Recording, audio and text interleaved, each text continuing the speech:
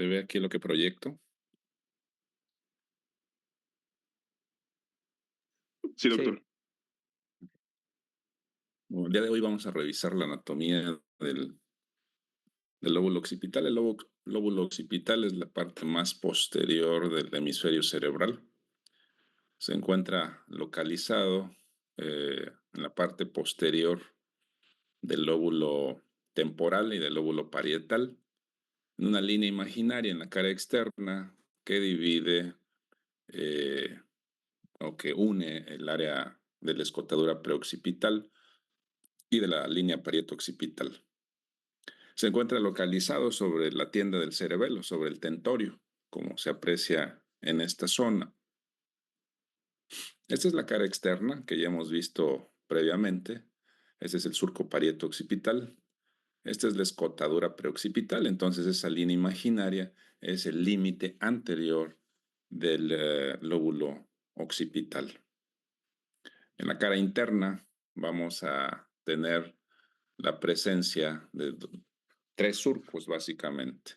Aquí en rojo vamos a ver el surco parieto-occipital.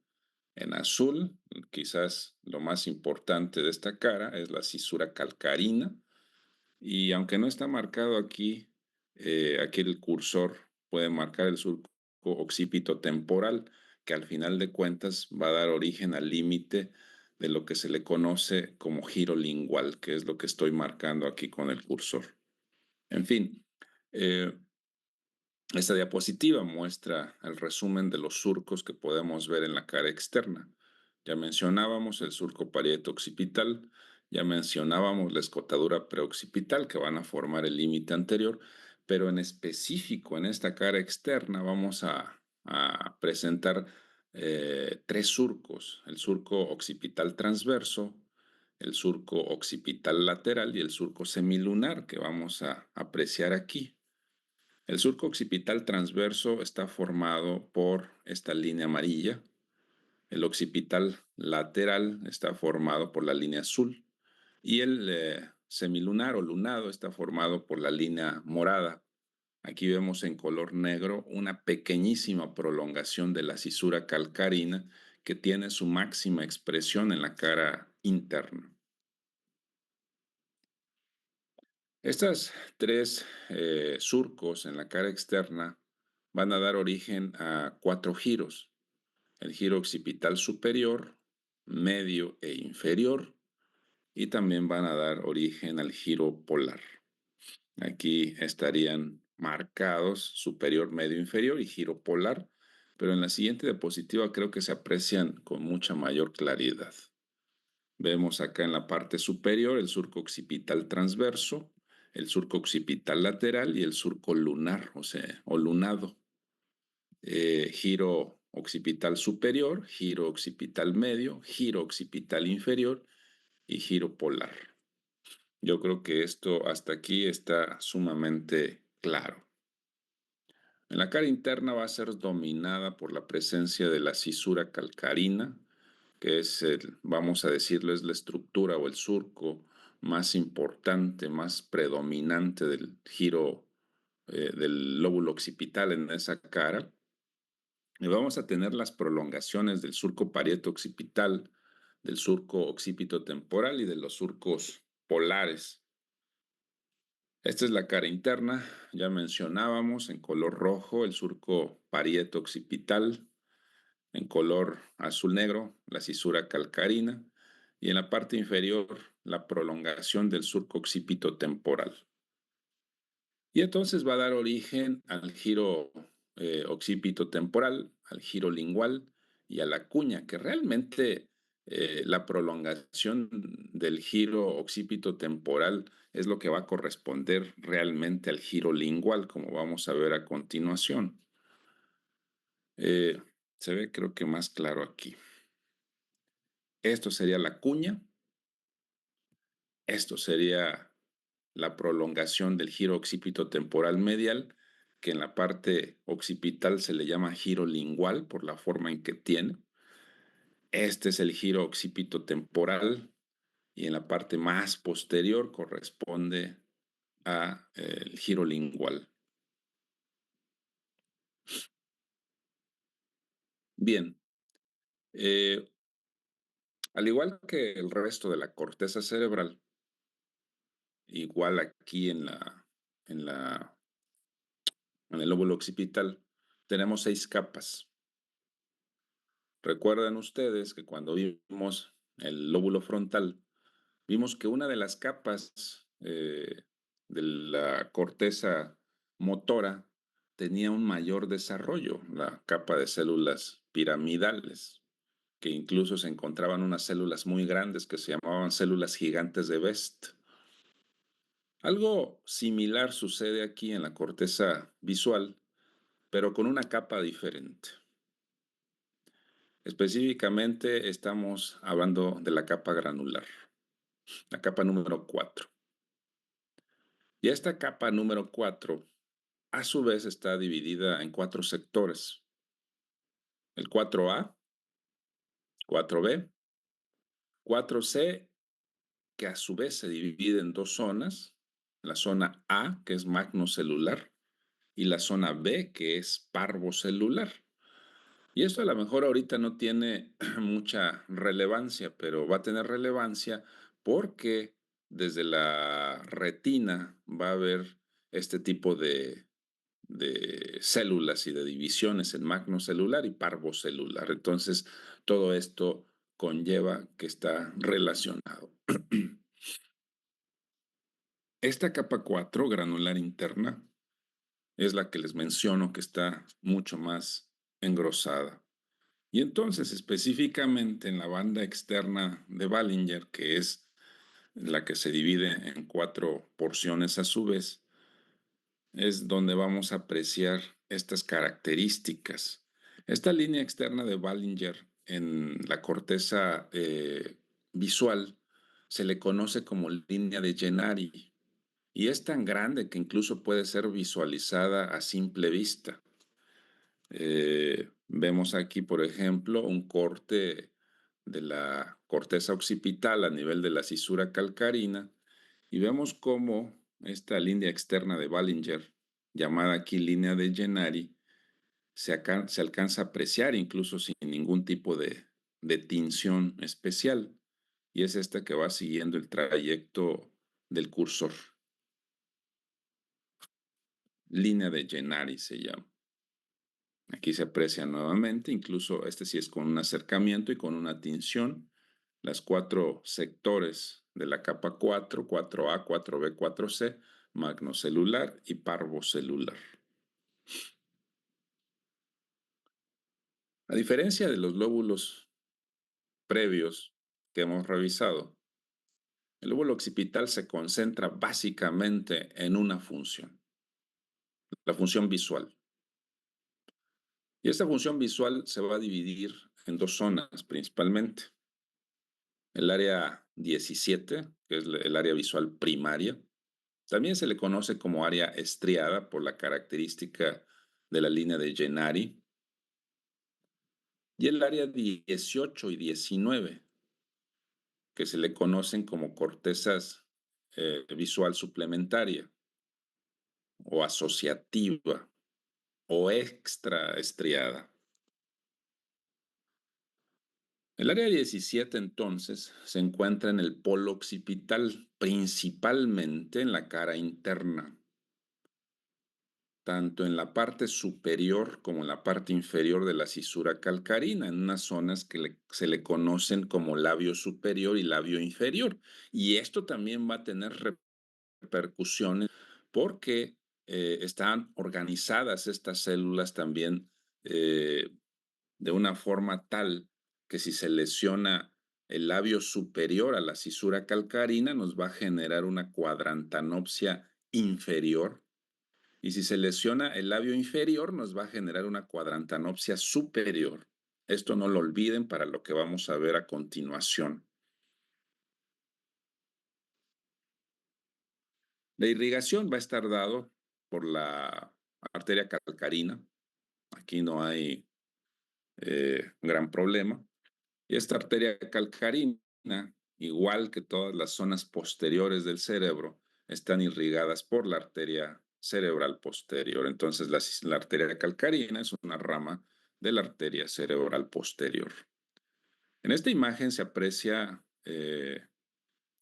la cara externa del hemisferio, la cara interna, y vean cómo el área 17 se encuentra localizada prácticamente alrededor de la cisura calcarina y está distribuido de una manera transversa en la cara interna, y en la cara externa está distribuido de forma tangencial el área 18 y el área 19. Entonces este es el área 17, que se encuentra sumamente en el polo occipital. Se aprecia mucho mejor en la cara interna, alrededor de la surco o cisura calcarina, donde forma el labio superior e inferior, que ya habíamos mencionado. Se le conoce como corteza estriada, ya lo habíamos mencionado, y se le conoce también como área B1, área visual primaria. ¿Qué funciones específicas hace esta área 17?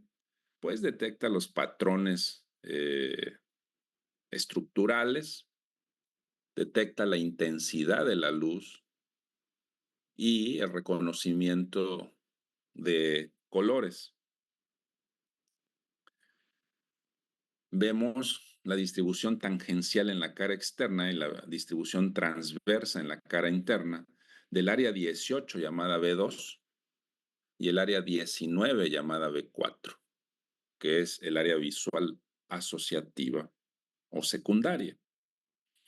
Y aquí lo que hace esta área visual secundaria es interpretar la información visual que llega al área visual primaria.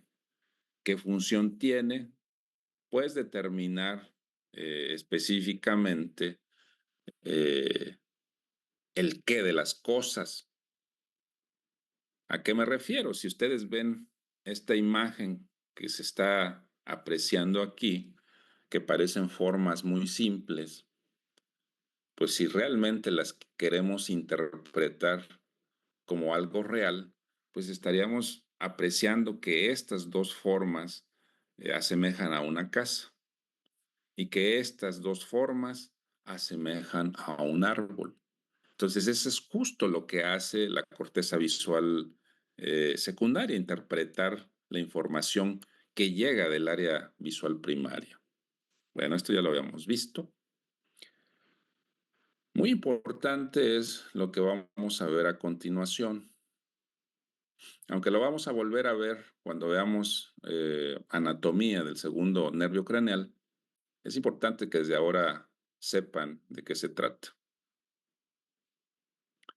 La vía visual inicia entonces en la retina, en unas células especiales que se llaman células fotorreceptoras. Entonces, lo que se transforma en cosas al final es el reflejo que la luz hace sobre los objetos. Ese reflejo que la luz hace sobre los objetos va a entrar a través de la córnea, va a atravesar el humor acuoso, va a atravesar el cristalino, va a atravesar el humor vítreo y va a llegar hasta el fondo del ojo, donde justo se encuentra en esta capa de células fotorreceptoras. Los bastones son un grupo de ellos, que es la percepción de la luz mortecina, de la luz tenue apenas, y los conos, que es lo que realmente nos da la agudeza visual, la visión de colores. Estas dos células transforman entonces el estímulo luminoso en un estímulo eléctrico. Y estas van a transmitir ese estímulo eléctrico a dos células adicionales que van a estar más superficiales. Recuerden que los conos y bastones están en la profundidad del ojo y en la profundidad de la retina. Y entonces de la profundidad van a ir haciéndose más superficial, eh, conectándose con las células bipolares y más superficial aún con las células ganglionares, y estas últimas son las que van a generar prolongaciones axónicas que van a formar precisamente el nervio óptico. Entonces, los axones de las células ganglionares son los que forman el nervio óptico. Esos axones van a atravesar la lámina cribiforme de la esclera y van a formar el nervio óptico. Aquí vemos precisamente las capas de la retina. Las más profundas son los conos y bastones. Después tenemos las células bipolares y después las células ganglionares que van a unirse y van a formar el nervio óptico. ¿Por qué les decía que recordaran la estratificación cortical 4A y 4B, magnocelular y parvocelular? Porque también aquí a nivel de la retina existen esta representación de células ganglionares llamadas magnocelulares o grandes y células ganglionares parvocelulares o pequeñas. Estas magnocelulares van a encargarse específicamente del movimiento, en menor grado de la localización y percepción de la profundidad, pero principalmente del movimiento. Y las parvocelulares van a encargarse del control del color y de las formas y de la textura de las cosas. Aquí vemos la representación de cómo los axones de las células ganglionares atraviesan la esclerótica, la esclera, y forman el nervio óptico. Este nervio óptico va a salir del globo ocular, va a continuar a través del interior de la órbita y va a ingresar a través del agujero óptico que ya vimos en las clases iniciales, de la base del cráneo, de la anatomía de la base del cráneo. Este agujero óptico va a permitir que el nervio óptico ingrese al piso medio o a la fosa media. Entonces,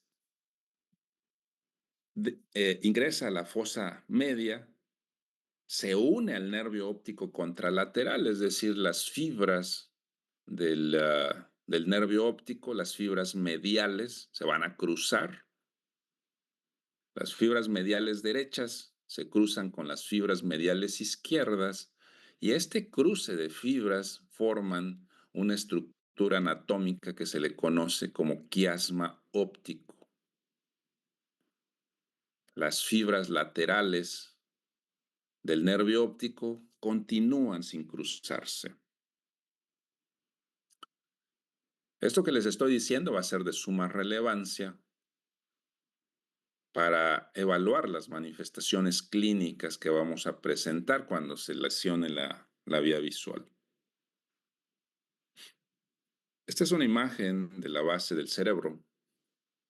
Alcanzamos a ver aquí, por ejemplo, el puente, en esta zona que marca el cursor, los pedúnculos cerebrales del mesencéfalo. Vemos aquí la emergencia del tercer nervio craneal. Vemos acá cómo le da vuelta al mesencéfalo el cuarto nervio craneal que nace de la parte posterior a nivel del velo medular superior. Y vemos lo que nos toca el día de hoy.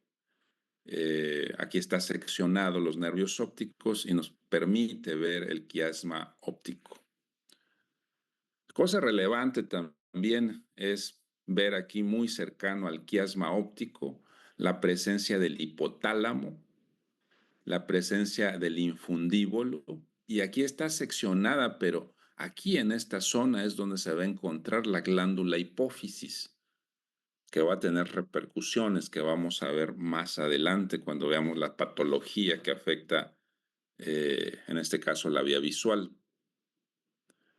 Entonces, la mitad de las fibras se cruzan, forman el quiasma. Eh, eh, la mitad de las fibras derecha se va hacia el lado izquierdo y se continúa con la porción lateral del resto de las fibras. Y posterior al quiasma óptico, forman una estructura que se le conoce como cintillas ópticas. Entonces, posterior al quiasma óptico ya no se llama nervio óptico, se llaman cintillas ópticas. Estas cintillas ópticas van a darle la vuelta al tallo cerebral, alrededor de los pedúnculos cerebrales, y van a llegar a una zona en específico que se llama cuerpo geniculado lateral. Sin embargo, algunas fibras van a llegar al área pretectal del mesencéfalo. Y esta área pretectal se va a conectar al núcleo pretectal y posteriormente al núcleo de Edinger-Westphal. Este núcleo de Edinger-Westphal es el responsable del reflejo pupilar, de tal suerte que este núcleo de Edinger-Westphal emite fibras que atraviesan todo el mesencéfalo hasta la porción anterior, en la fosa interpeduncular, y estas fibras van a viajar junto con las fibras del tercer nervio craneal hasta llegar al ojo. Y entonces va a inervar precisamente al músculo constrictor de la pupila. Esto va a ser de suma relevancia también, y ahorita les voy a decir por qué. Porque las lesiones de la cintilla óptica van a producir una hemianopsia homónima contralateral. Las lesiones del lóbulo occipital completo también van a producir una hemianopsia homónima contralateral. Y entonces, ¿cómo la vamos a diferenciar clínicamente? Porque las lesiones de la cintilla óptica no van a tener ausencia de reflejo pupilar. Y las lesiones del lóbulo occipital van a tener presencia del reflejo pupilar. Esa va a ser la diferencia clínica, vamos a decirlo de esta forma. La mayor parte de las fibras entonces llegan al cuerpo geniculado lateral. Si ustedes recuerdan, la vía auditiva llega al cuerpo geniculado medial. La vía visual llega al cuerpo geniculado lateral. Estamos hablando del tálamo. Recuerden nuevamente que prácticamente todos los estímulos visuales, perdón, todos los estímulos sensitivos y sensoriales pasan por el tálamo. Bien, creo que se va a acabar la sesión. Me mandan, por favor, otro enlace para continuar la clase.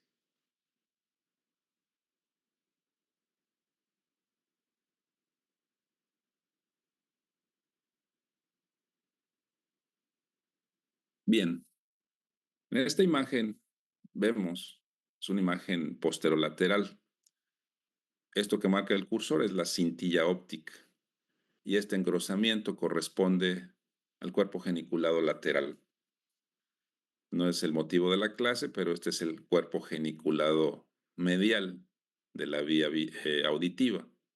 Y este es lo que nos ocupa hoy, el cuerpo geniculado lateral del tálamo. Esta es una vista posterior.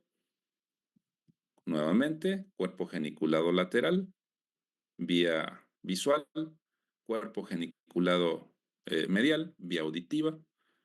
Lo que les mencionaba del velo medular superior y la emergencia del cuarto nervio craneal en la vía posterior. Es el único nervio craneal que sale por la parte posterior, de hecho, y le da toda la vuelta, en este caso, al mesencéfalo.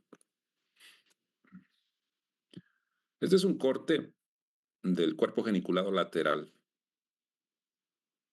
Desde el punto de vista histológico y funcional, está dividido en 6 capas.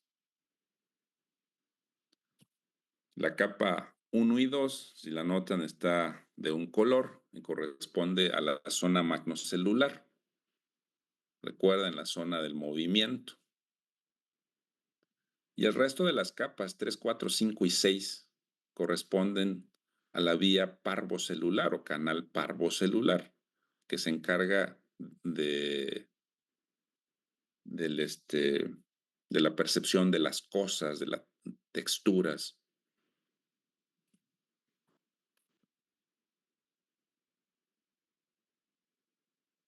Aquí vemos nuevamente la forma en que se enlazan estas vías hasta llegar al área 17 o área visual.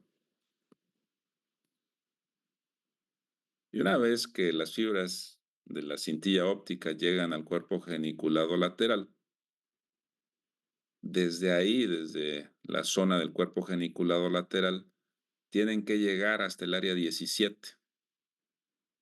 ¿Cómo lo van a hacer? A través de dos vías. La vía directa, que es a través de lo que se le conoce como radiaciones ópticas. Estas radiaciones ópticas van a llegar al labio superior, a la cisura calcarina.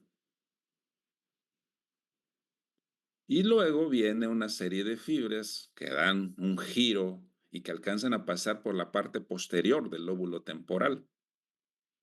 Se le conoce como asa de Meyer. Estas fibras del asa de Meyer llegan al labio inferior, a la cisura calcarina. ¿Qué relevancia tiene esto?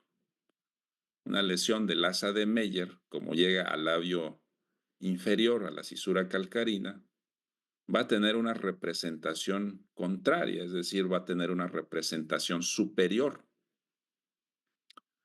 Y como lleva la visión de un solo cuadrante, entonces una lesión del asa de Meyer, por ejemplo, por un tumor o por un EBC que afecta al lóbulo temporal o por una cirugía de resección del lóbulo temporal para epilepsia, por ejemplo, lesiona el asa de Meyer y vamos a tener una cuadrantanopsia superior contralateral. Si se lesiona las radiaciones ópticas, vamos a tener una cuadrantanopsia inferior contralateral. No se les olvida esto. Aquí se representa nuevamente el asa de Meyer y las radiaciones ópticas.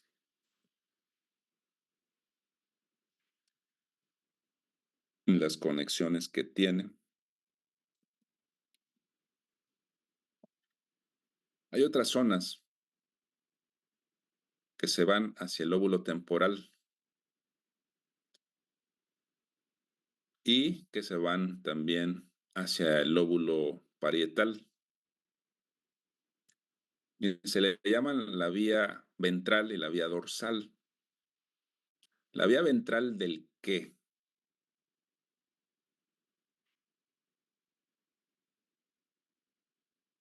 Permítanme un momentito nada más.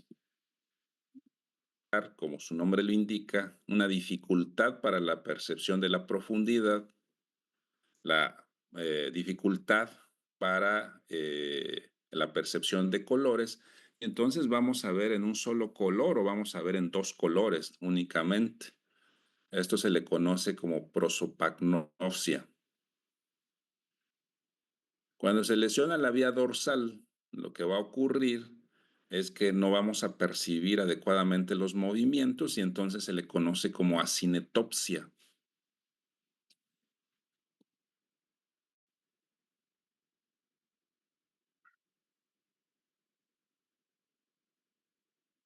Desde la retina, para que comprendan todo esto,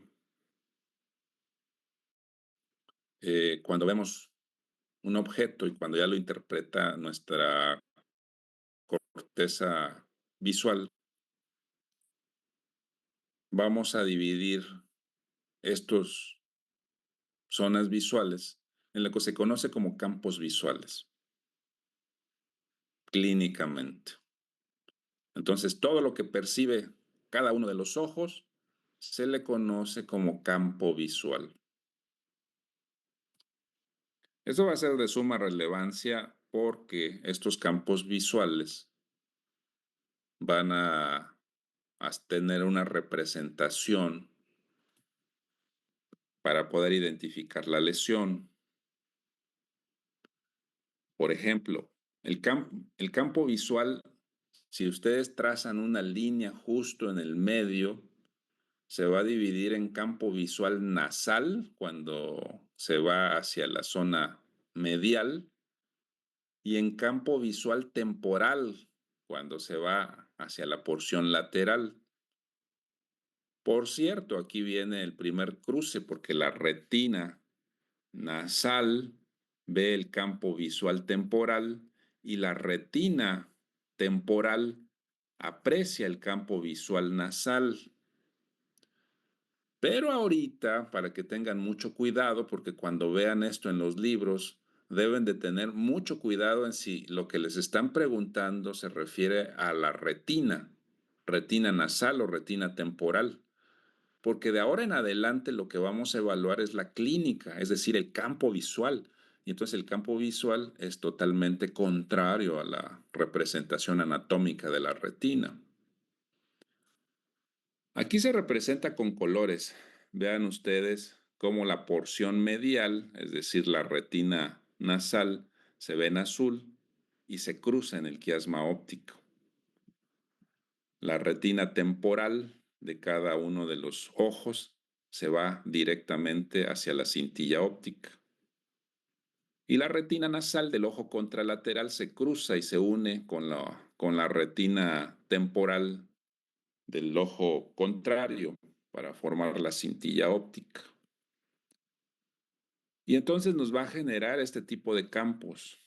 Uno que divide el campo visual en nasal y temporal y una línea horizontal que pasa por la línea, por la zona central, que divide a los campos visuales en cuadrantes superiores e inferiores.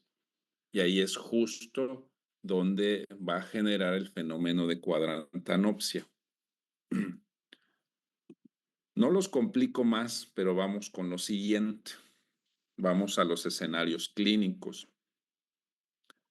¿Qué es lo que va a suceder si se lesiona el nervio óptico, por ejemplo, derecho? Pues vamos a tener una ceguera óptica derecha, una ceguera completa. Ese es el primer tipo de lesión que podemos apreciar. Lesión del nervio óptico, ceguera ipsilateral. El segundo punto donde se puede lesionar la vía visual es a nivel del quiasma. Si hay una lesión quiasmática, entonces nos va a generar una hemianopsia bitemporal. El paciente incluso no lo percibe en forma inicial, va a ver en forma directa hacia adelante, pero no va a percibir los campos visuales laterales o temporales. La siguiente lesión que nos puede generar la vía visual es a nivel de la cintilla óptica.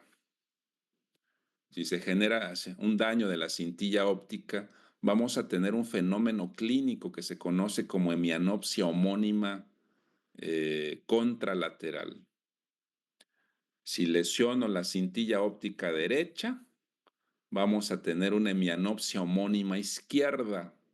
Si lesiono la cintilla óptica izquierda, vamos a tener una hemianopsia homónima derecha. Y ahorita les voy a presentar la representación clínica. Si se lesiona el asa de Meyer, vamos a tener una cuadrantanopsia superior homónima contralateral, así se le llama. Cuadrantanopsia superior homónima contralateral. Si se lesiona la vía directa, las fibras geniculocalcarinas, vamos a tener una cuadrantanopsia inferior homónima contralateral. Y si se lesiona todo el óvulo occipital, vamos a tener una hemianopsia homónima contralateral similar a la representación que tiene la lesión de la cintilla óptica. Los dos generan hemianopsia homónima contralateral. Repito, la diferencia es que cuando se lesiona la cintilla óptica, todavía no hay una conexión con el núcleo pretectal, de tal suerte que una lesión de la cintilla óptica nos va a generar una alteración de los campos visuales homónimos contralaterales, pero va a tener alterado el reflejo fotomotor. A diferencia de cuando se daña el lóbulo occipital completo, la lesión, la representación clínica va a ser igual, pero va a estar preservada el reflejo pupilar o fotomotor, porque ya las fibras, para en cuanto lleguen al lóbulo occipital, ya han pasado por el área pretectal del mesencéfalo. No sé si me entienden bien este concepto.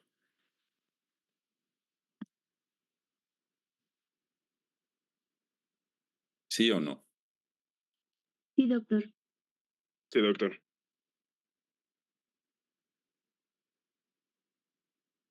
Bien, hay una zona en el centro de la retina. Bueno, quiero decirles que la retina está cubierta, al igual que el resto de las estructuras, por arterias y venas. Y las mismas fibras de las células ganglionares que forman el nervio óptico van a estorbar, vamos a decirlo, el paso de luz hacia a las capas profundas de la retina. Y entonces vamos a tener una visión en las diversas zonas, pero que se opaca eh, por estas estructuras anatómicas que pasan. Sin embargo, hay una zona que es la encargada de la visión central, donde tanto los axones como las estructuras vasculares dan un giro alrededor de esta zona, la zona de la mácula. Y es la zona donde tenemos una visión de alta definición. Primero, porque no hay estructuras anatómicas que estorben el paso de la luz. Y segundo, porque la relación de conos y bastones es más alta. Vean aquí cómo incluso las fibras de los axones le dan la vuelta a esta zona.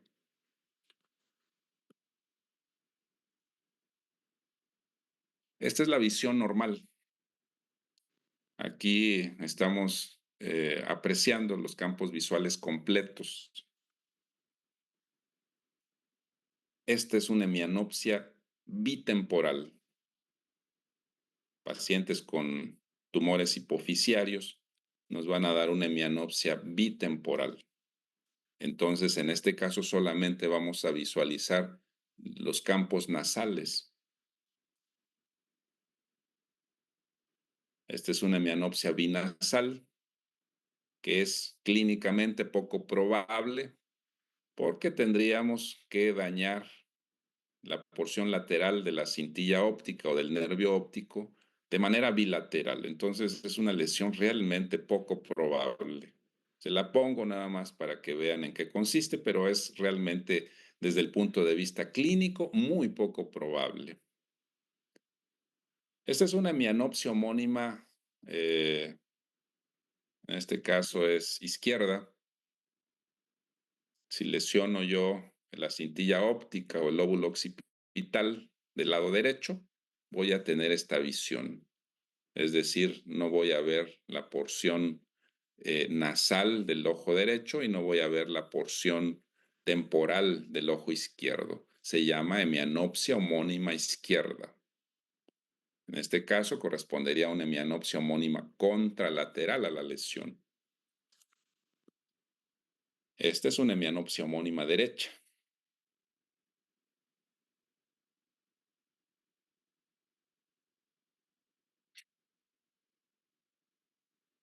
Te voy a presentar lo que se le conoce como ceguera cortical,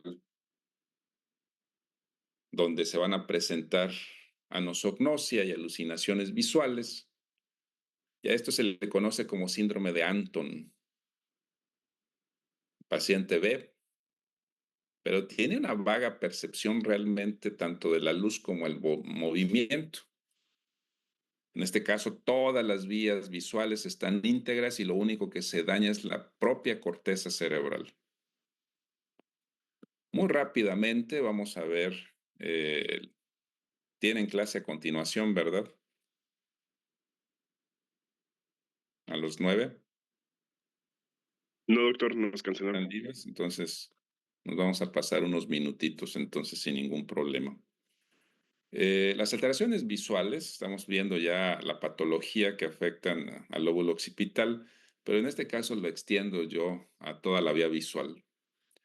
Las alteraciones de la vía visual pueden ser defectos congénitos, pueden ser traumatismos, enfermedad vascular cerebral que ocupa la mayor parte de la patología, los tumores, algunas alteraciones metabólicas, sobre todo la diabetes que afecta la retina, enfermedades autoinmunes que pueden producir una neuritis óptica y fenómenos de refracción del ojo que producen miopía, astigmatismo, etcétera, etcétera.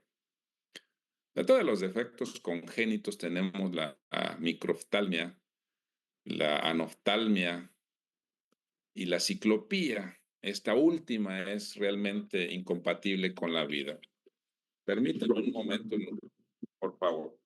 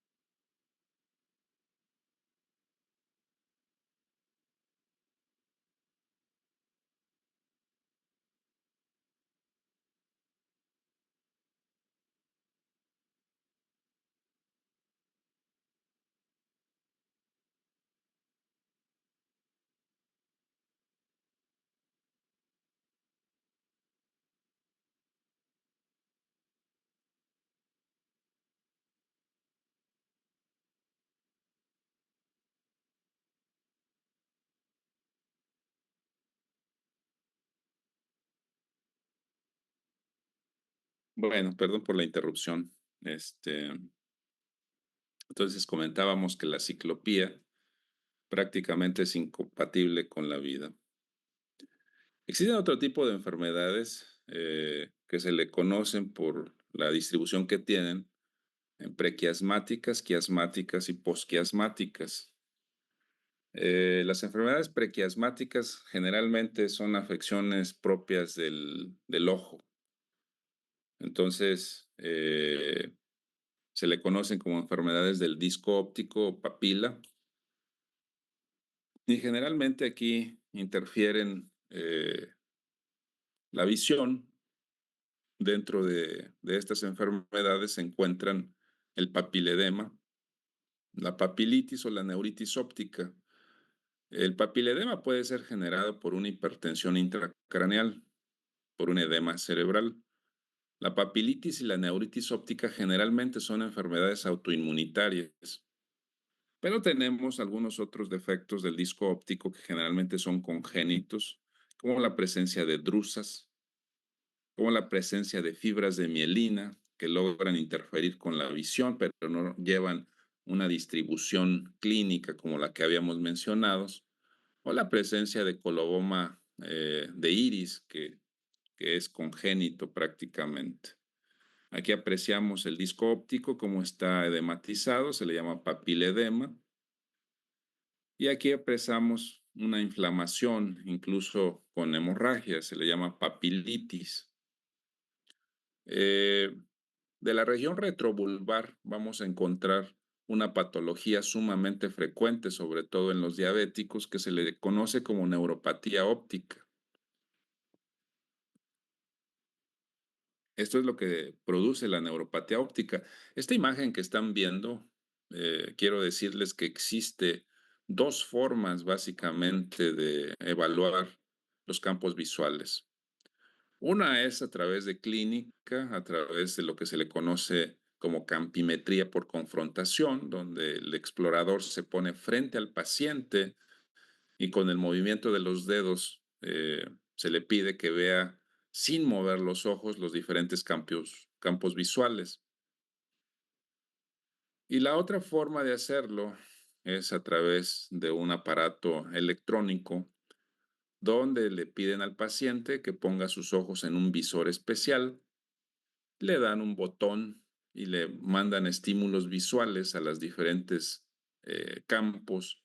Le piden al paciente que apriete el botón cuando vea la luz y entonces va a generar un estudio que se le llama campimetría, que es esto que están viendo.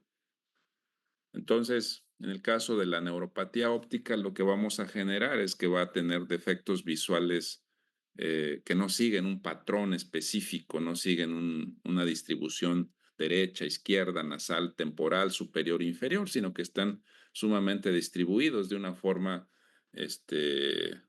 pues que no sigue ningún patrón en realidad. Las enfermedades quiasmáticas que generan una hemianopsia bitemporal. La patología más frecuente que afecta el quiasma es precisamente los tumores hipofisiarios. Si recuerdan ustedes que los tumores hipofisiarios van a crecer hacia la parte superior, sobre todo cuando son mayores de 10 milímetros, se le conocen como macroadenomas de hipófisis, y entonces van a generar lo que se le conoce como hemianopsia bitemporal. Vea cómo el campo temporal está afectado de manera bilateral, un poquitito asimétrico en este caso, pero esta es una hemianopsia bitemporal. Aquí vemos precisamente una tomografía en el lado izquierdo, en corte axial, donde se aprecia un gran tumor, macroadenoma de hipófisis, y un corte coronal. Vean cómo de la silla turca este tumor se extiende hasta la parte superior, prácticamente hasta el tercer ventrículo. Entonces, en este caso, el quiasma óptico está totalmente comprimido. Esta es una resonancia magnética en corte sagital. Se aprecia el seno esfenoidal, la silla turca prácticamente deformada y la presencia de este tumor que se extiende hasta la parte superior. Bueno, en estos casos de tumores grandes, lo que se hace es, a través de cirugía transesfenoidal, retirarlos por completo. Las enfermedades de la vía óptica posquiasmáticas es cuando afecta la cintilla óptica, cuando afecta el cuerpo geniculado lateral, cuando afecta las radiaciones ópticas, tanto las directas como el asa de Meyer, y cuando se afecta la corteza occipital. Esta es una hemianopsia homónima, vean cómo el campo nasal derecho y el campo temporal izquierdo están afectados. Como sucede aquí, por la presencia de enfermedad vascular cerebral en el lóbulo occipital, por la presencia de hemorragia en el lóbulo occipital izquierdo en este caso, por la presencia de tumores en el lóbulo occipital, por la presencia de zonas quísticas que al final de cuentas resulta también tumoral en el lóbulo occipital. Existe un caso especial que ya habíamos mencionado de pacientes que tienen crisis convulsivas o crisis epilépticas refractarias a tratamiento. Estos pacientes que tienen crisis epilépticas refractarias a tratamiento, lo que se hace es hacer una evaluación imagenológica y electroencefalográfica con la finalidad de detectar el origen de estas descargas eléctricas. Frecuentemente se detecta que el origen es el lóbulo temporal. De hecho, se le conocen como crisis del lóbulo temporal. Y entonces, si no existe otra solución, lo que se determina es hacer una lobectomía temporal. Cuando se hace esa lobectomía temporal, se debe de tener mucho cuidado con dos cosas. Número uno, si es el hemisferio dominante, en este caso el izquierdo, se debe tener mucho cuidado con no lesionar el área de Wernicke. Pero también se debe tener mucho cuidado de no extenderse posteriormente demasiado porque puedes dañar el asa de Meyer. Y entonces, si se daña el asa de Meyer, nos va a producir una cuadrantanopsia homónima contralateral superior. Femenino de 48 años, ingresa por cefalea intensa, vómito. Cuando se hace la exploración clínica, muestra edema de papila, lo cual nos indica que hay un edema o hipertensión intracraneal. Y también en esta misma exploración se detecta una hemianopsia homónima izquierda. En este caso ya estamos identificando inmediatamente que hay un aumento de volumen intracraneal y estamos identificando también la zona donde está afectado, que en este caso el lóbulo occipital. Si hay una hemianopsia homónima izquierda, entonces hay una lesión derecha. Veamos aquí cómo hay una tumoración quística que afecta el hemisferio, perdón, el lóbulo occipital derecho. Entonces nos va a generar hipertensión intracraneal y nos va a generar una hemianopsia homónima contralateral, es decir, en este caso izquierda. No sé si haya alguna duda hasta aquí.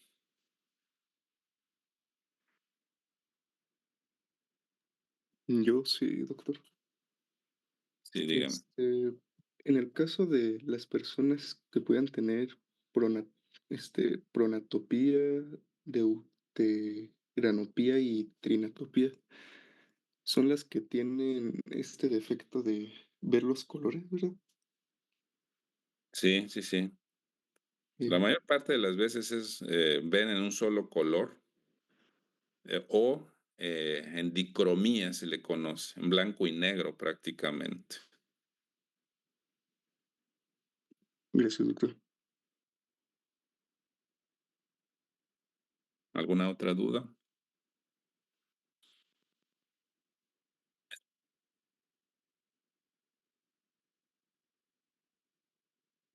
Se puede ver a simple vista, de hecho. Es tan gruesa la capa que se ve a simple vista. Por supuesto, en estudios de autopsia. No es que lo hagamos rutinariamente para verla, sino en estudios de autopsia. Les voy a pedir que estudien bastante bien lo que vimos ahorita de la vía visual, porque vienen al menos unas 5 preguntas, si no es que un poquito más, sobre las lesiones de la vía visual en el examen. Entonces, espero que hayan comprendido, denle otro repaso. Y si no tienen más preguntas, pues nos vemos el día lunes allá en el aula. Sí, estoy bien, doctor. Gracias. Gracias. Bueno, Gracias. que descansen, que tengan un buen fin de semana. Recording stopped.